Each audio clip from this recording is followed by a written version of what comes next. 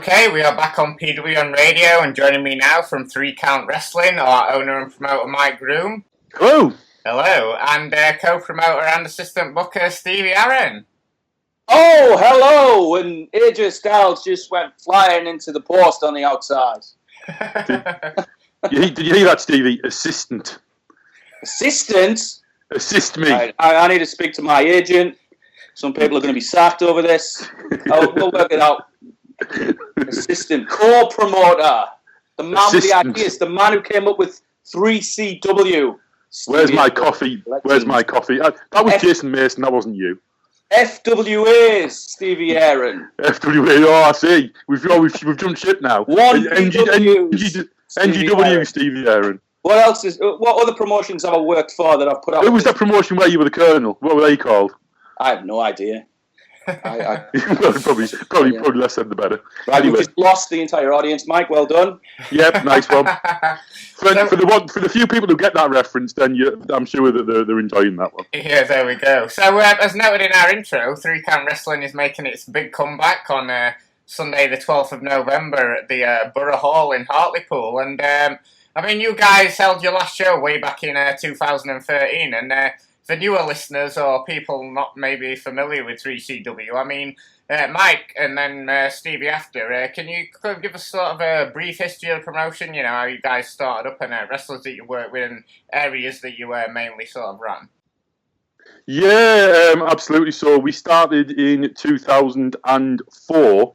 Essentially, to cut a long story short, we had a large base of talents in the area, and just guys that weren't getting opportunities. We didn't see the opportunities there. It's worth considering the landscape as it was in, back 12 years ago, as opposed to what it is now. It will be hard to imagine there being a large town without a show these days. But obviously, back in those days, apart from the odd one or two, there was very little happening in Teesside, as it were. Yeah. And we kind of, the long story short was we decided.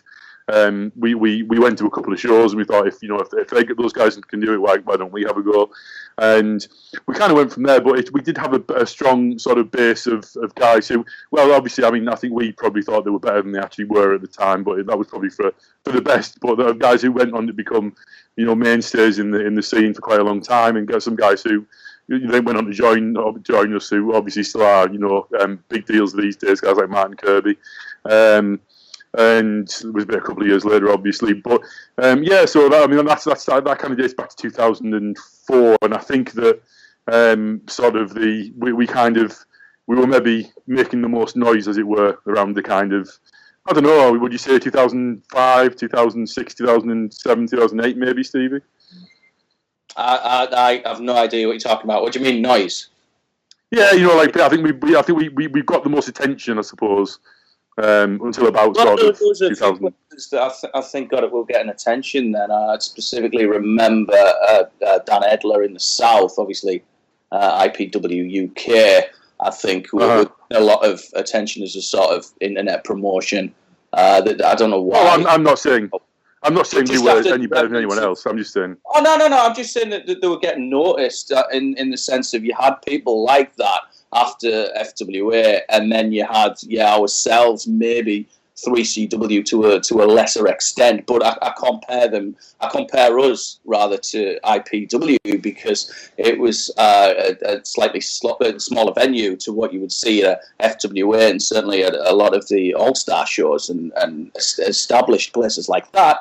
But there was a very different vibe going on. I don't know if it was the start of the sort of internet audience promotion. There was certainly that kind of feeling. Not to say that everyone that came to our shows was on the internet, because that definitely wasn't true. You had a mix of smarter fans along with families, and it was a really different audience. But I think you had obviously the promotion from Newcastle, like a WCW.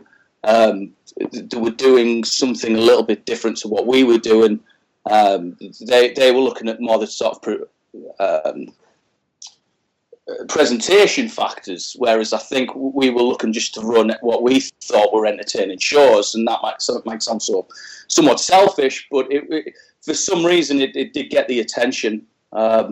Yeah, I mean, I think that the IPW analogy is a good one. I mean, obviously, those guys started about the same kind of time as we, same rough time as we did, and like the SWA establishing themselves in Scotland, and BCW been around for a while, and you had sort of GPW in Wigan, and actually there was a few places, to be fair, but it was a very different landscape to what it is now, completely different. It's very, very much so. Yeah, a lot less going on in general. I mean, one thing that, obviously, as some will come back to, but one thing that really blew me away when we've been organising these shows that were coming up is just how busy everyone is now. It's insane, and it's great to see, of course.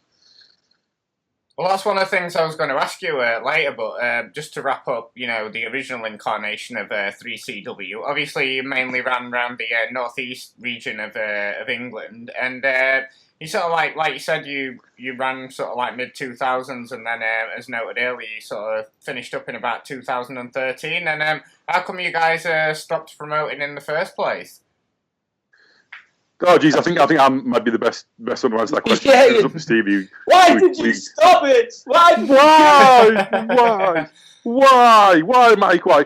Essentially, there was a lot happening. Right from back in 2009, I purchased the business I now run for my day job, which is Popcorn Skate. So that's www.popcornskate.co.uk to get my plug in.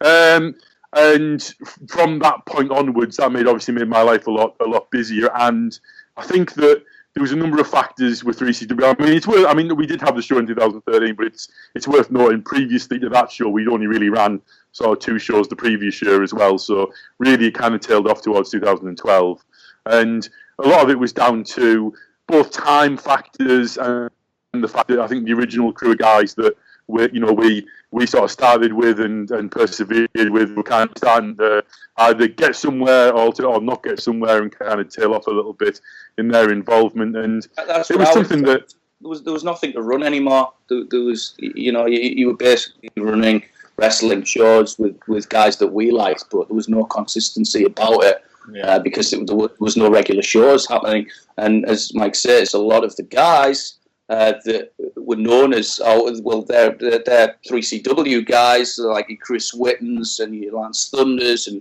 Kid Richie had gone in the army and things like that. And Martin Kirby was getting known elsewhere. A lot of the guys that didn't continue were settling down and having families, or they just weren't doing it for whatever reason anymore, and they were looking at doing other things in their life. Whereas, I'm the sad loser that still travels all over the country announcing, but it's just life. It's just what happens. Yeah, exactly. Yeah, some big names really came through, like 3CW, didn't they? Obviously, most famously Neville, and obviously a big star in WWE, did quite a lot of 3CW shows. As you know, before Martin Kirby, really cut his teeth in 3CW, and El Ligero as well. Let's blow our horn, and we're the ones that got him noticed because, the promotion that he worked for was essentially a living room. It was the ranch shows in the living room. There was about 3 people there, and there was, the shows were the shits. That's very unkind. And that's very unkind to me too. They were just terrible, and he was stuck there, and he was this athletic guy. And don't get me wrong, I'm not dissing the talent, because there was some other guys that we liked there as well. There was a guy called Craig who was very good, and if he'd pulled his boots up and pushed himself a bit harder, He might be wrestling on Raw every week as well. You know what I'm talking about. Yeah, let me just say, I think that in actual fact, I think, I'm not going to name the promotion because it's given what you've just said about them, but I think that... I don't give a shit because it doesn't exist anymore. Okay, fair enough. It's one of those... I personally think that there was a lot of very, very worthwhile talent coming through, a lot of talent in that group. It would just sometimes lack a bit of... the shows happened, the shows in a living room. It lacked a bit of direction. It did lack a bit of the promotional sort of nous to kind of push things beyond the level they were at. And of course, I think a lot of those guys, I'm sure, were very happy with that, and some of them still wrestle in various different promotions up in that area now. But I used to say, I think that I think it would be fair to say that Neville sort of he worked on a number of our shows. Absolutely, he did certainly get an early break on. One of our shows that led to... Mark Sloan was there. We did the 3CW versus FWA Academy, and Mark Sloan, who ran the FWA Academy, came all the way up from Portsmouth And he brought his guys, and there was, I was talking to Colossus about this the other day because I'd completely forgotten that he was even there, and he didn't actually appear on the show, which seems crazy now because Colossus, huge guy, which he would have made an impression. But the point was, to this day, I did not know that he was there. It wasn't your doing. It wasn't your doing, Mike. He was there backstage, and Mark did not want him on the show for whatever reason. I'm not saying anything bad about Mark Sloan. What I'm saying is, oh God, no. You had you had Ben on the show, who's known now as Neville, and he wrestled a match. I believe it was the match. It wasn't the first time he was in against Eden, though it may have been. You know what? It might have been. I'll have to have a look at that because I don't think Mark Sloan was there for that. But for whatever show it was, Mark Sloan seen him. He was known as Pac on the UK scene, slightly as basically a flippy floppy guy, if you know what that means. He's I think he'd done maybe. And I think it's worth noting I think he'd done more than Pac at this point. He thought he was much better than he realised, and then he brought him obviously up to FWA Academy, and then from there he got recognised with Dragon Gate, and off we go. And he owes us his career, Mike. I'm waiting for the phone call. I'm waiting for that's what I'm saying. And the phone's not ringing. I've messaged him. I've sent him an email. And the fact that Michael Cole says, the man that Gravity forgot every week, considering we came up with that. In fact, we came up with. I think we came up with Neville as well, and the Cape, and the. I designed that was on Movie Maker. I designed that video. And, the WWE owe me royalties, and this is why I'm doing this podcast now. Right. Did you know, Martin, that Stevie Aaron actually invented the Azai moonsault? Yeah, I did not know that. That's a scoop there for you. Although, actually, that's not true, and believe me, I've got footage of him wrestling.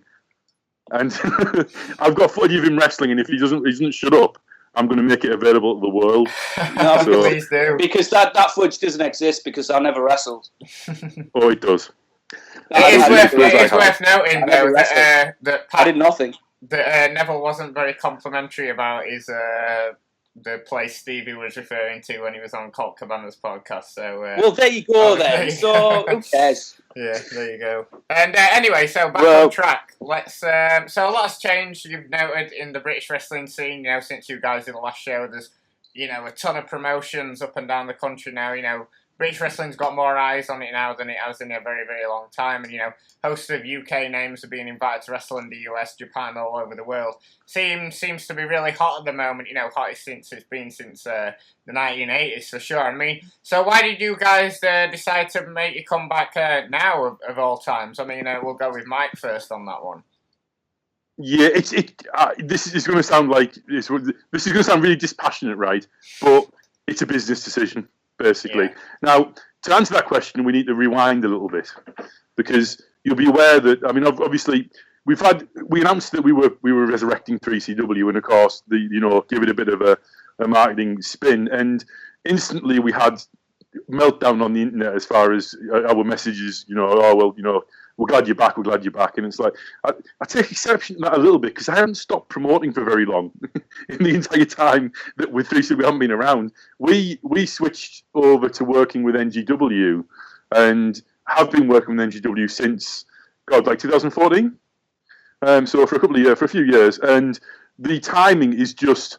It's completely amicable. We have massive amount of respect and appreciation for those guys, and also Stevie still works for New Generation Wrestling. In fact, Stevie was on a hugely successful show this past weekend at the Hull City Hall, which sounds amazing. I'm looking forward to seeing that on the old telly box. British Wrestling Weekly, and it's on Estuary TV. And if you don't pick up that channel, you can watch it on YouTube. On YouTube, absolutely, on the What Culture channel, right? So yeah, absolutely.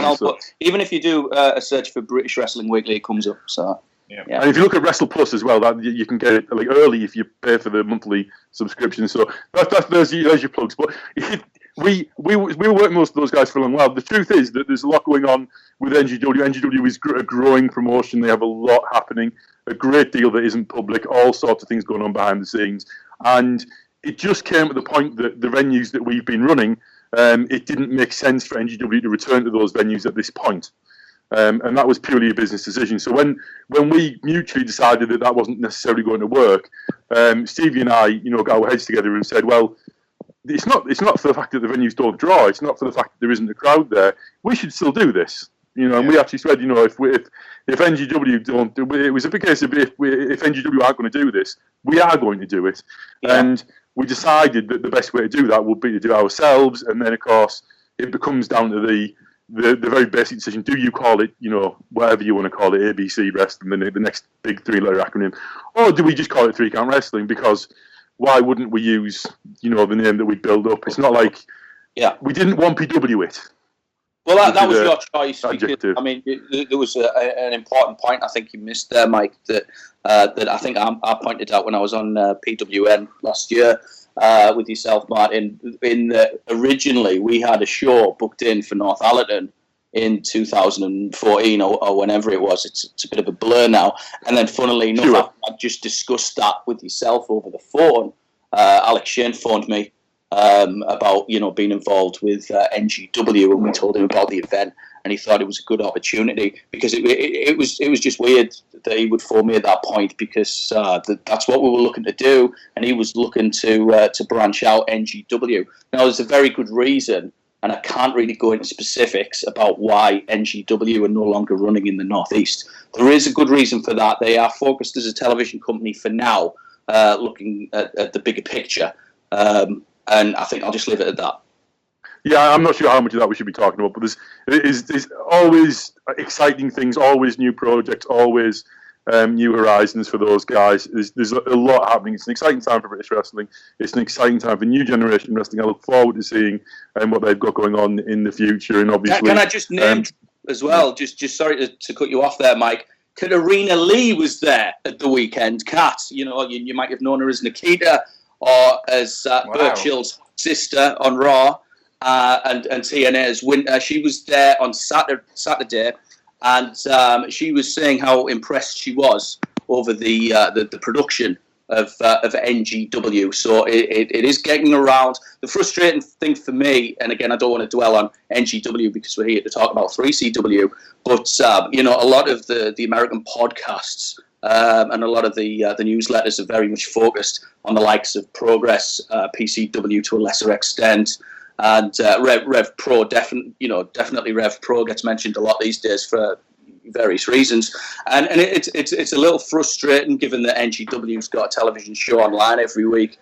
but hopefully it is becoming more and more known, and hopefully it'll get recognised worldwide. Well, wrestling's flavours of ice cream, and I think NGW's flavour is as close to what we like to do as anything. But people may have their preferences as far as what they prefer to watch, and some may prefer NGW, some may prefer Progress, and some may prefer Rev Pro. The amount of choice that's available is unbelievable, and it's just worth just thinking. What I will say, stand behind, is there is no better produced show in the UK than NGW.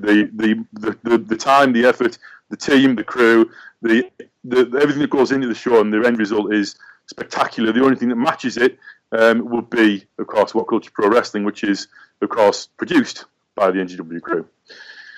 So there we go. Hand in hand, yeah. So, Rich, if you listen to this, we want to check for Mike Broom there. Well done, Mike. Yeah, Rich Dunn is possibly the hardest working man and most underappreciated man in British wrestling. The man is a machine. He's got 3 kids. You know this. He's got 3 kids and 2 boys and young he's kids. He's a teacher, isn't he, as well? Should we be talking about his personal life? I don't know, but yeah, he's a busy guy. I just want to put it out there that there's very few people that work in British wrestling that work as hard as that guy, and he deserves the kudos. So there we go. No, definitely, and he's not a name that gets mentioned that often either. So yeah, it's good to hear you guys mention him. But back to 3CW. I mean, like we talked about all the guys you guys used to use. Obviously, massive names. Obviously, get regular bookings on the UK scene now, people like Martin Kirby and El Ligero. I mean, and then was it hard to get quote unquote the original crew of sort of 3CW guys, guys that fans knew back onto this show? It depends on who you mean. I don't think that was it? Pardon? I don't think that was the intention to sort of say, we want all you guys back. Let's do this again. Yeah.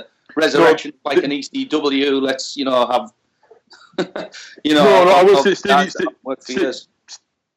absolutely right. I mean, obviously there was guys that we knew would create a bit of connective tissue. I.e., we always knew that the shows would involve, Prince Amin and Kirby and guys that are still active. It was never intended as a getting the band back together kind of project, because obviously, I mean, you can imagine the amount of emails and messages and stuff I've had. So if there's anybody out there that I haven't replied to, I'm sorry, but I get a million of these things. You're not doing your job properly. But there's obviously guys that haven't wrestled in a long time, and there's guys that we brought back for the last show that it was never the intention to drag those guys out of whatever they're doing now and bring them back. We don't want 3/4 of a card full of guys that are only working through ECW when they're doing it as a hobby. This is ultimately a business, and we want people who are professionals who take it seriously. And what did surprise us was the number of guys that understood that and still want to do it, basically, and really want to have a go. And it's really positive. There's things like the first person, surprisingly, actually, given how disorganised he always was, the first person to ring me was actually Kid Richie.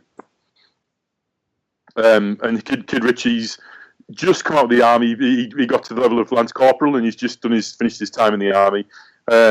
Back locally in the area, he's been itching to do some wrestling. Saw that announcement and just it clicked straight away. And he was on the phone, really enthusiastic.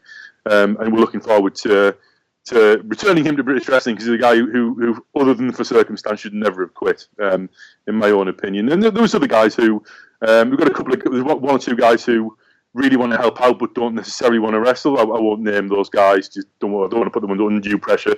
And they've got guys like then one or two guys like, for instance, Chris Whitten, who has been umming and ahhing, but we're delighted now to confirm is going to return to wrestling on the show in November. Who haven't you replied to? Who haven't I replied to? Let's not. Well, nobody knows who they are, so. No, well, there's this straw called Stevie Aaron who wanted to be booked as a ring announcer, and we don't need that shit. These are the questions. Go on, Mike. There must be somebody. Okay, right. I'm not going to name names because it's not my style. Ryback's blocked me on Twitter, for the record. In fact, he's blocked. Ryback's blocked the ECW. For the record, all I said was the show at the Rob Cage in the Buffet Club, right? I know it's not necessarily the most original idea, but he's got his Buffet Club T-shirts and they are funny and they're well designed, and he's got his gimmick and it's funny. I think you should explain who Rob Cage is. Rob Cage is. I'm sure that there's plenty of people listening to the podcast who know exactly who Rob Cage is. Rob Cage is a professional wrestler based in the South at the moment. He's from Carlisle originally. Very good lad. And he had a bit of an issue with Ryback because he. What was the issue? Ryback stole his design of his T-shirt, and all we did was we said, we backed the British guy, and we kind of said, "That's not cool. You've stolen his design," and Ryback blocked us. So it might have been a coincidence. Come on, it could have been. Yeah, it might have. No, it might have been a coincidence. I don't know, but it's still not. Anyway, I'm guessing Ryback won't be making a stop in Hartlepool as part of his UK. Well, he won't be now. He was all planned with the announcement. You know what? Big guy, whatever. Like nothing against him whatsoever. Probably for budgetary reasons that he wouldn't be on the show anyway. Yeah. But I'm sure with it. He's blocked us anyway, so if he wanted to book, he wouldn't have blocked us. No, he won't know who you are. It's fine. Ryback's coming to 3CW in 2017, ladies and gentlemen. So. That's not actually. You're making false statements here. Yeah. This isn't actually true. It's going to be Ryback v. Alberto Del Rio. Yeah.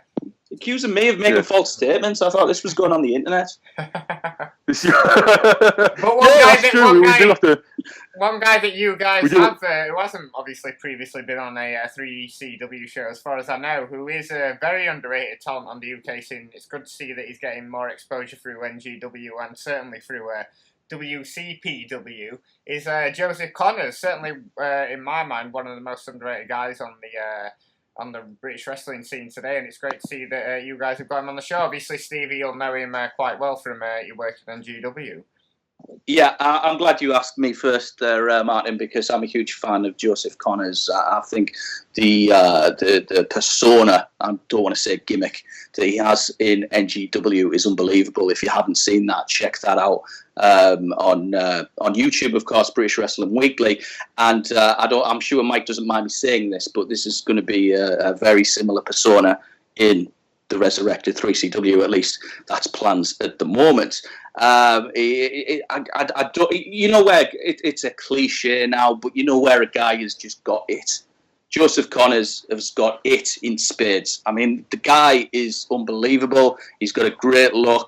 He's a great wrestler. His timing is impeccable. Just the little things he does. He'll hit a move. He'll throw a guy into the turnbuckle, and he'll pause, and he'll put the knee down, and he'll do. Do you know what I mean? He's just got the full package. I'm delighted that he's coming to 3CW. I hope he's going to go far in 3CW. I think the audience will remember him in Hartlepool from the last time that we ran there as NGW. I think that his valet in NGW is unbelievable. It was Lilith, and you might know her as Alexis. She wrestles elsewhere. But as a heel manager / valet, she really completes that package. But both of them together, Joseph Connors as the wrestler, great wrestler. I'm really looking forward to the match that we currently have planned for him in Hartlepool. I'm not going to say what that is because, of course, plans do change. But whatever he does, he's certainly going to make an impact on the 12th of. I'll say, what we have planned is something you will not have seen elsewhere, because I believe the two men in question have never met. So we know it's a singles match now. Well, would we? I think it would be silly for us to bring a talent such as Joseph Connors to 3CW and not highlight him in that fashion. So no, we're very excited that it's a really, really good guy, a very, very talented, skilled wrestler. And it's one of those guys who you can't quite put your finger on what it is, but it just has a certain presence that some do lack, and we're very excited to be bringing the likes of Joseph into 3CW. And of course, we have some of the talents that people will be familiar with from NGW. Liam Slater also is a tremendous talent on the rise at the moment. One of the next big breakout stars in British wrestling, in my opinion. And also a guy called Ace Matthews, who you'll see a lot more of in the future, we're sure. I'll tell you what, I'll give you one exclusive right now. This has not been announced anywhere yet, and in fact was only confirmed yesterday. So we have one more talent to announce that we have yet to announce. And I'm happy and pleased to confirm that Alex Gracie will be appearing in November. I didn't even know that. That's amazing. It was a rumour, but I didn't know for sure. So Alex Gracie, of course, making waves in WCPW at the moment as part of the Prospect team, and a very skilled, talented wrestler. Very much looking forward to having Alex as part of the crew on the 12th of November, and that's just been sorted out over the weekend. It's one of probably our last talent. You give a little clue there, Mike, to what he might be doing on the show. I won't say. No, there was maybe we did. Maybe we did. Well done. You got that in there. That's a great addition to the roster for sure. I mean, I've seen him on a couple of sort of like Southside shows and things, and he's really impressed me. So yeah, and he's definitely one to look out on the UK scene, isn't he? Absolutely, I think there's a lot of talent from that area. I think that's another little sort of hotbed. There's a lot of guys from that area that are really making waves. It's good to see. I just say I will say it's not somebody, unfortunately, you're going to see on the 12th, but the guy that we're sure we're going to work with in the future, and we're pleased it's still around. A guy called White Tiger, who wrestles in that area as well, and White Tiger's been around since. Oh God, Stevie, when did we first meet White Tiger? Was that like 2005? 2004? No, it must have been. No, it was before then, I believe. Yeah, because he wrestled for Midlands Pro Wrestling, which was Magic's promotion, wasn't it? And he was on that. He was on those shows because I seem to remember working their Christmas show in December 2004. And maybe so. Yeah. He'd been on SWA before then as well. Yeah, I believe so. Yeah. Again, obviously has wrestled for us in the past, but he's in great shape. He's, I believe, training under Joseph Connors at the moment, and a guy who very much should be further afield and should be seen more widely. So if anybody hasn't seen White Tiger and's looking for talent out there, any promoters listening, then go and watch some of his stuff and have a look. Well, he messaged me actually about the resurrected 3CW, and what was interesting was he was so very humble about being a part of it, and said hopefully you'll get to use me, and he's a match. And I thought he was pretty. He was. I'm going to say I'm not going to overblow it, but he was pretty good 12 years ago. I always felt he was very underrated then, and apparently now. He's much better. Obviously, he has the Tiger Mask style gimmick with the mask and everything. But he's definitely one to watch for. Hopefully, he gets more bookings in the future. If not exclusive for 3CW at some point, I'm sure maybe in 2017. There's only I'm sure it's one of those things, Martin. There's only a year many spots on a particular show, and of course exactly. We haven't, to be frank, we have an embarrassment of riches. One of the things that we're quite pleased with the new, I'm going on a bit of a tangent here, but one of the things we're quite pleased with is because of the mix of talent that we've got, we're quite pleased with the mix that we have, and because the guys we have got returning, we think it's going to be something a little unique, and whether that's a good thing or a bad thing, we hope it's going to be a good thing. We certainly know the ability of the guys.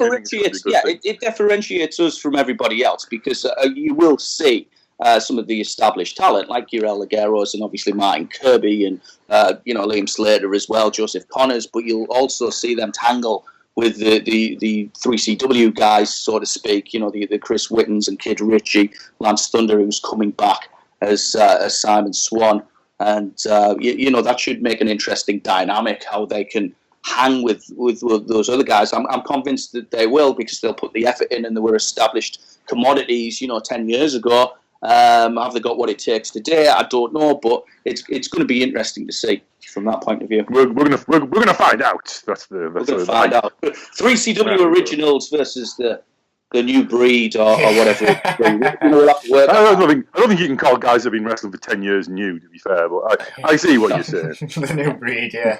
That'd be funny. Yeah. What's the plan going forward from this first show? Is it just see how it goes, or do you plan on running sort of like, bi-yearly, monthly, or is it just, take it as it comes? Well, we have. I think I might be the best person to answer this one. We have, of course, the 12th of November. You may have spotted that we have announced show 2.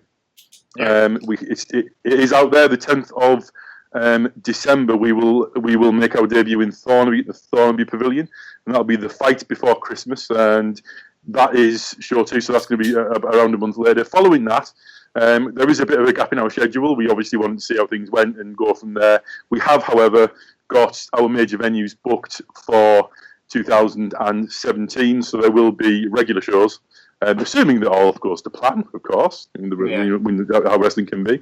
But we're obviously very optimistic on that front, and the plan is for it to be, for us to have regular shows, absolutely. We have a team in place, so it's not just Stevie and myself. Of course, we're largely responsible for putting the shows together, but we have got a team who are helping us take care of things like promotion and helping us with all aspects of the shows. And we've got a YouTube guy now who is the 16-year-old brother of Chris Witten. We came across his YouTube channel, 16,000 subscribers. Wow.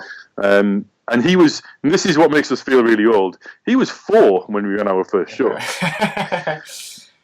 So there we go. That's Jordan Witten. So it's George. Well, that doesn't really mean anything these days, because 4-year-olds can use YouTube. So yeah. But my 15-month-old son can use an iPhone. So that's he knows how to swipe the iPhone. So there you go. But yes, absolutely. So George Star on YouTube for his Minecraft and WWE video game and WWE coverage stuff. But yes, we have a team. Is my point, and we're hopeful that that'll really carry us forward, and we're really looking forward to seeing how things go. But to answer the question, 2 shows this year. We then have a gap in the schedule, and then we will resume a regular schedule from around the March-April time. What are your plans in terms of, are you going to be filming the shows, or doing an on-demand service, or putting them on YouTube or DVDs? Have you thought of that sort of avenue? There are several options open to us. We are going to be filming the shows, is the answer, yes. We have scaled back ambitions to, we're not quite going to be aiming for the same kind of the immediate slickness that you would get from, the NGW product is unbelievable, but obviously established at some great venues, and it's something that we need to be careful with our budget on, but it will look nice, it will be filmed. How it will be available is still open to some discussion at the moment, but it will be available most certainly, yeah. Cool. Just to add to that, sorry, Martin, but okay. In relation to obviously filming the shows, and I don't know if this was a follow-up question, but one of the most common questions I've been asked, and we've seen it online as well, and I'm sure Mike's been asked it as well, would be obviously storylines from the past, whether they would be resurrected. There will be subtle hints of that in terms of when the last 3CW show ended.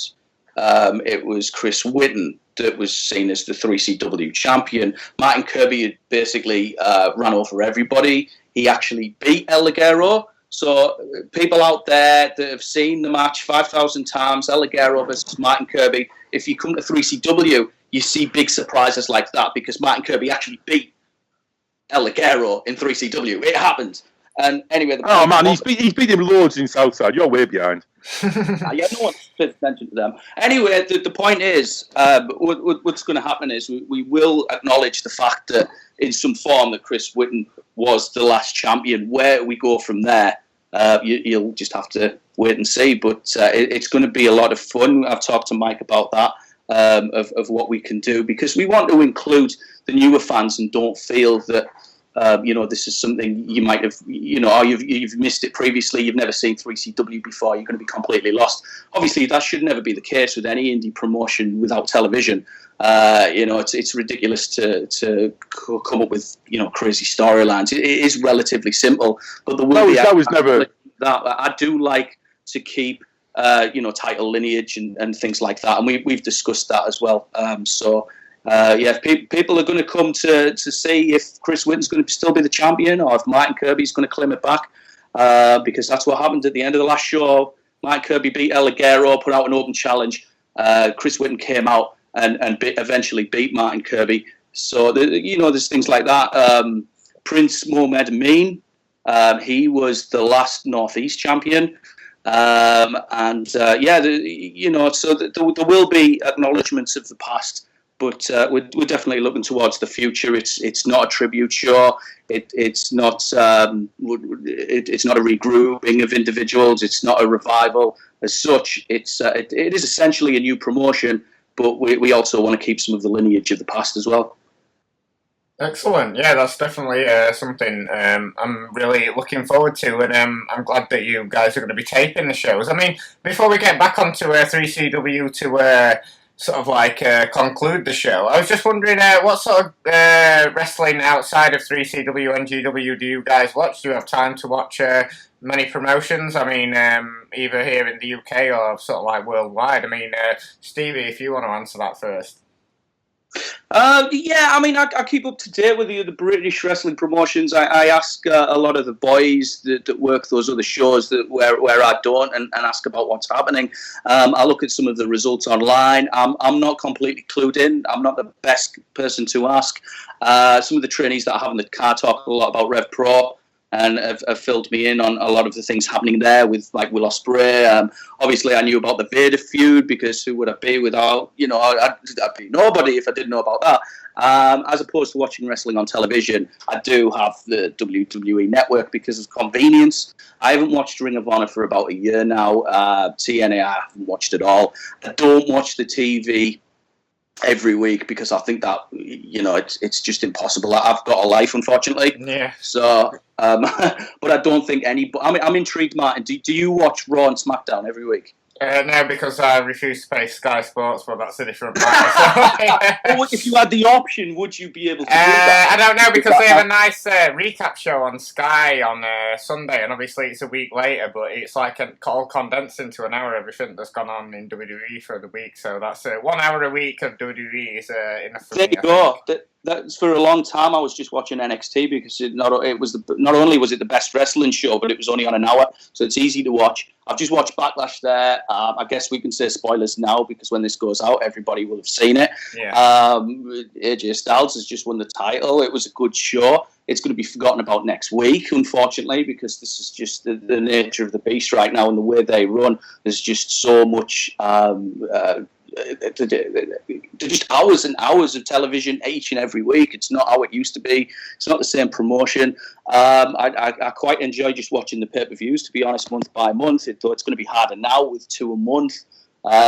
I know Mike's got the New Japan Pro Wrestling service on. I'm thinking of putting that on myself because I really miss watching Japanese wrestling. Yeah, it's definitely worth checking out for sure. I mean, Mike, do you follow WWE regularly? Yeah, I think more so now than I have done in quite some years. I think that there's so much content. I mean, I can't say that I certainly don't watch every hour or every episode every week. But I have of course been following the CWC, which I think has been a tremendous piece of work. And obviously the NXT show is generally a really solid television show. I like Raw to be truthful, but I think that as everyone says, as everyone including Triple H knows, it's too long. But 3 hours is too long. 3 hours is too long. But I have some hope that the cruiserweight additions to it will make it a compelling television show most weeks at the very least. And no, it's something that as Stevie said, I do have New Japan World, and I do watch as much of that as possible. I did miss a show today actually, so we're going to try and catch up with that. But I also subscribe to ICW On Demand, so I keep up with what those guys are doing. It's with as far as British wrestling is concerned, I do follow it. I don't get a chance to watch everyone's content. I think that I think that's probably understandable given how busy we all are, and how busy I am in particular. But I do keep up with British wrestling as much as I possibly can, and watch as much as I can. It's a different day and it's a different age, and we come from the generation that was basically wrestle starved, for lack of a better term, when we only had WWF shows that were on an hour each and every week. It was all squash matches, and me and Mike, we used to go. If you remember, Mike, we used to go to the boot sales and the flea market, it was called, and I remember you specifically picking up NWA compilation tapes and really rare videos that you wouldn't see in the shops. Woolworths, there you go, that shows how old we are. Debenhams upstairs in Debenhams were the only place in town that had the old WCW home videos, and that was incredible. That's it. I used to order them. I remember ordering the war games from '91 and things like that. But even before then, I remember you specifically one Saturday picking up an old NWA compilation tape, and it was all squash matches, but we were over the moon just to watch the Road Warriors from the 80s and things like that. And it's hard to explain that to somebody now. You Definitely. used to from Rob Butcher, Mike, the tape traders after then, and we used to get tapes. And that guy must have hated us. Rob Butcher, who's the guy who used to write for Power Slam, right? And he had the tape trading service, and he'd do custom compilations, and what you pay a bit extra for it, and he'd dub whatever matches you want from his massive list of different tapes. We'd go through and pick all the 5-star matches.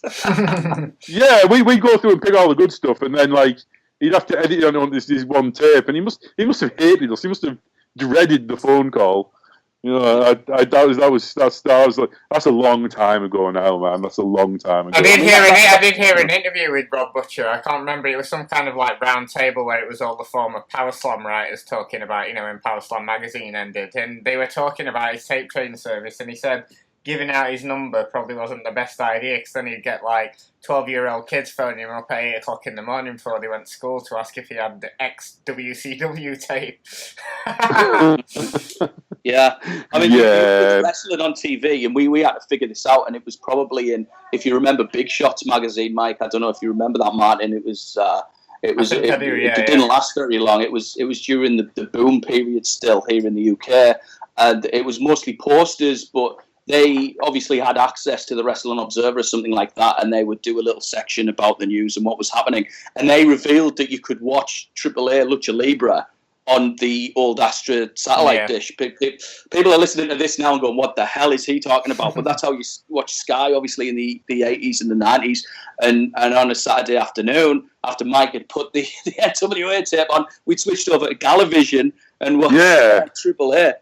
And then WCW was on DSF, the old German sports channel. I don't know if that's still going on in Germany. Yeah, so you had to watch what was the guy again? Ollie Muffler. He's a hero. Muffler did the commentary, and I remember watching Halloween Havoc '93 on DSF in German, but it was the only way you could see a match like Cactus Jack versus Vader, which I've never seen anything quite like that before.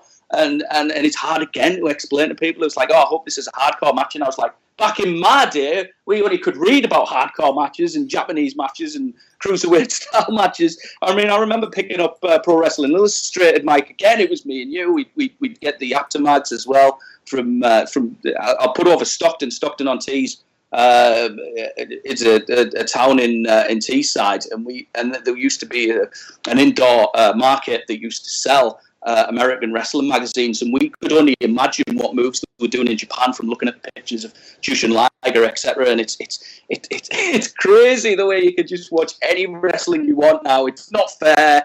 We were born the wrong time, but at the same time, I think older fans in the 30s and 40s kind of appreciate it a lot more in many respects. Here's an interesting point, right? Here's an interesting thing.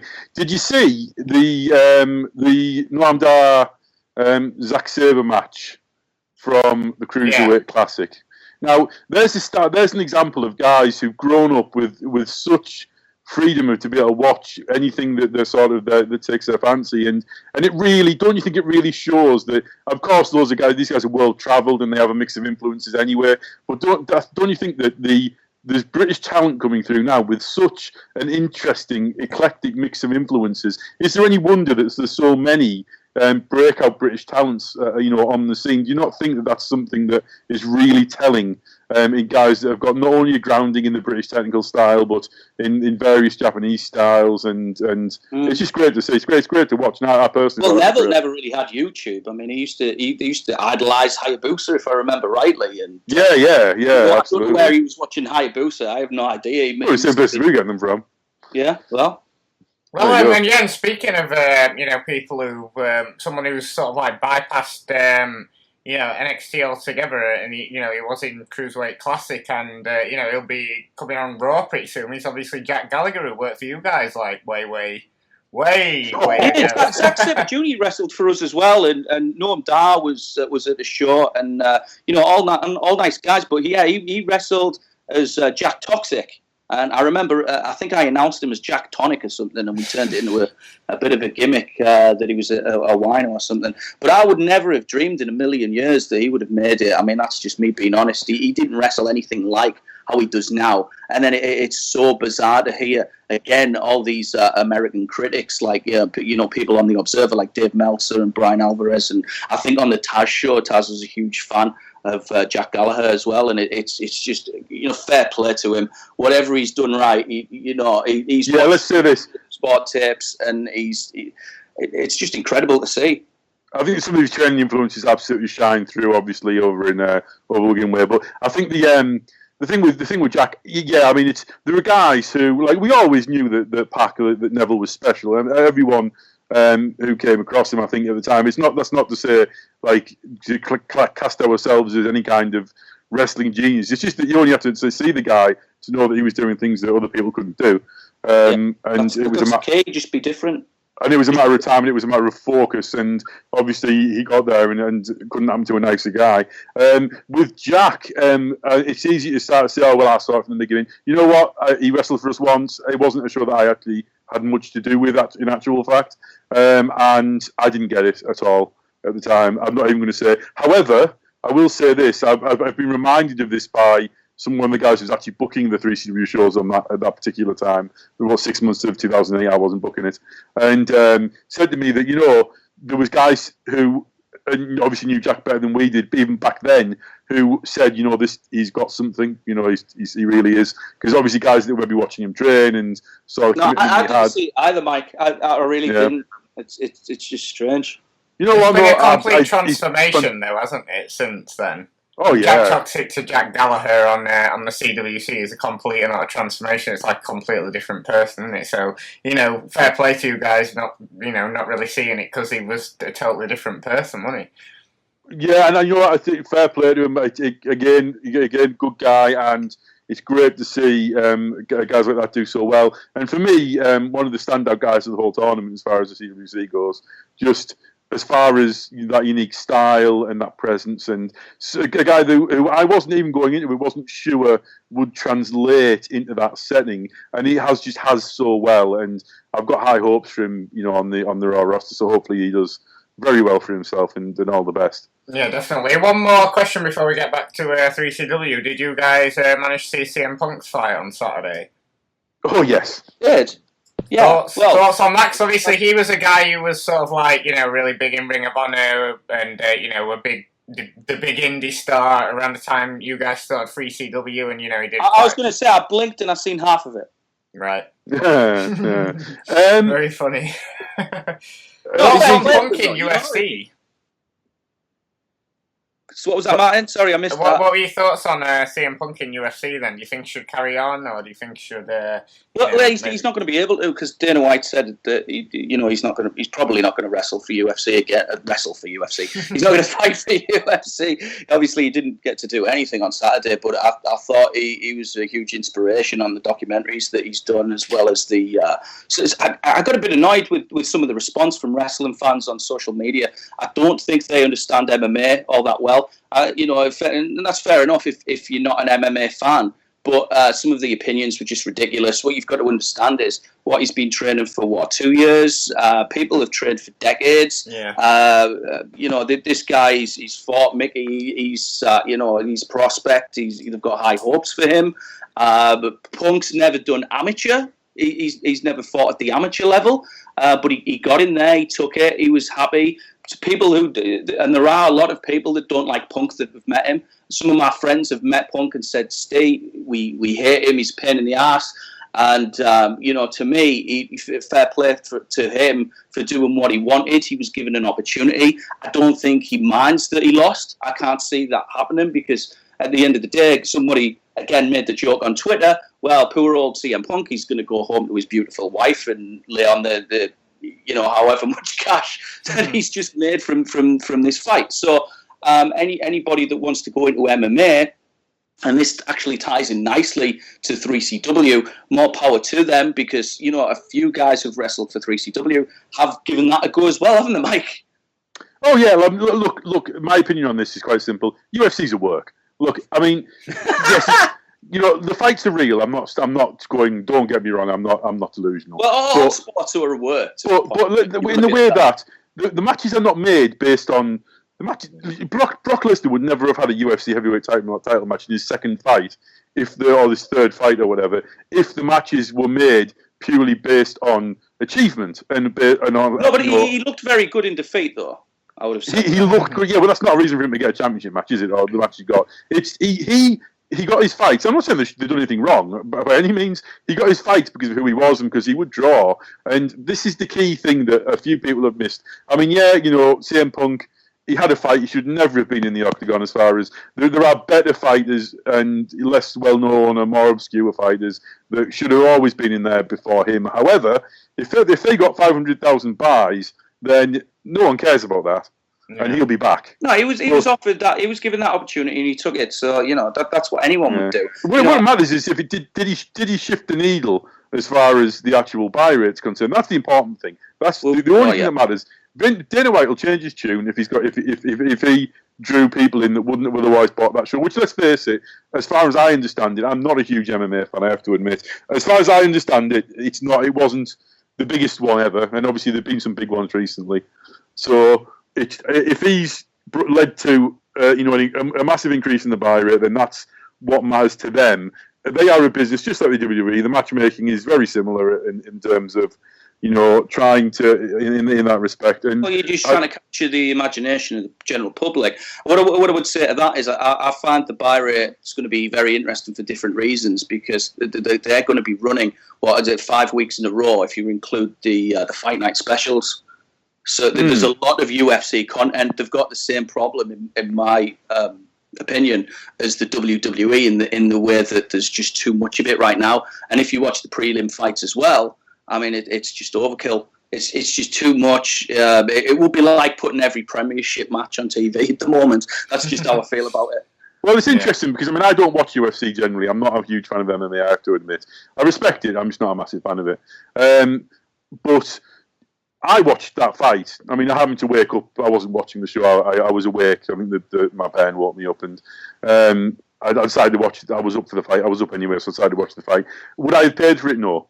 But then again, it will depend on how many people in the areas where it has to be paid for have actually paid for it based on curiosity value. I think it's more attractive than boxing at the moment, though, because if you don't get the fight that you bought it for, you're going to see something on the undercard that's decent. They're very good at that, and I think that's the reason why UFC is a success.